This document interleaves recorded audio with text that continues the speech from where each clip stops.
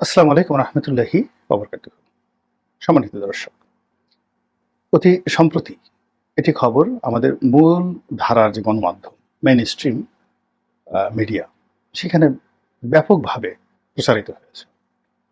সেটি হলো ঢাকার বিভিন্ন জায়গাতে আওয়ামী লীগ ঝটিকা মিছিল করেছে। তার মধ্যে উত্তরাতে যে ঝটিকা মিছিলটি করেছে সেটা বেশ বড়সড় আকারে হয়েছে, দীর্ঘ সময় ধরে হয়েছে এবং উত্তরাতে এই যে মিটিংটি বা ঝটিকা মিছিলটি আওয়ামী লীগ করবে এটি ওখানকার স্থানীয় নেতৃবৃন্দ জানতো, পুলিশ জানতো, প্রতিপক্ষ জানতো, কিন্তু কেউ কিছু করতে পারেনি। এগুলো নিয়ে আওয়ামী বিরোধী যারা শক্তি, যারা আওয়ামী লীগকে ফ্যাসিবাদ রূপে, স্বৈরাচার রূপে আওয়ামী লীগের পতন কামনা করে, তাদের জন্য এটা রীতিমতো একটা বজ্রপাত এবং সরকারের জন্য রীতিমতো একটা অস্থির খবর। অতীতে যা হয় সেটা হলো সরকার সবসময় তার প্রতিপক্ষকে দমনের জন্য পুলিশকে ব্যবহার করে।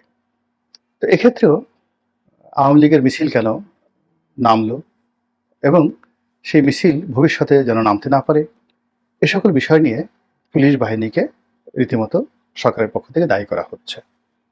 এবং যিনি স্বরাষ্ট্র মন্ত্রণালয়ের দায়িত্বপ্রাপ্ত কর্তা রয়েছেন, এই ভদ্রলোক নিরেট ভদ্রলোক মানুষ, সহজ সরল জীবন, কথাবার্তা একদম অকপটে সব বলে ফেলেন। তিনি পুলিশকে জিজ্ঞাসা করেছেন বা পুলিশকে দায়ী করেছেন যে কেন এইভাবে একটা আওয়ামী লীগ মিছিল করতে পারলো। দ্বিতীয়ত তিনি নির্দেশনা দিয়েছেন যে আগামীতে যেন আওয়ামী লীগ কোনো অবস্থাতে এই ধরনের মিছিল করতে না পারে। তো প্রথমত আওয়ামী লীগের মিটিং করা, আর দ্বিতীয়ত স্বরাষ্ট্র উপদেষ্টার এই ধরনের বক্তব্য, এটি নিয়ে মূল ধারার গণমাধ্যমে ব্যাপক আলোচনা চলছে। তার সঙ্গে সঙ্গে সামাজিক যারা মাধ্যমে কথা বলেন, কন্টেন্ট ক্রিয়েট করেন, তারাও কিন্তু তাদের মূল্যবান বক্তব্য তুলে ধরছেন।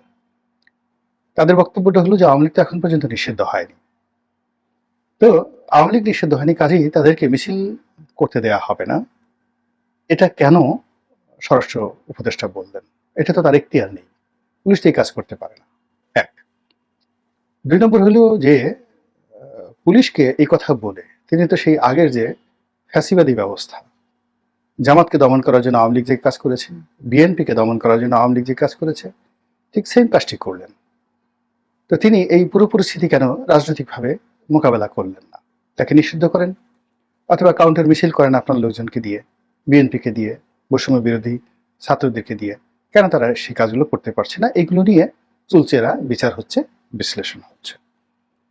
এখন আওয়ামী লীগের মিছিল দমন করার জন্য পুলিশ দায়িত্ববান হবেন কিনা, পুলিশ মুখ করবে কিনা, এগুলো নিয়ে নানা রকম গুজব ছড়িয়ে পড়েছে। সত্য এবং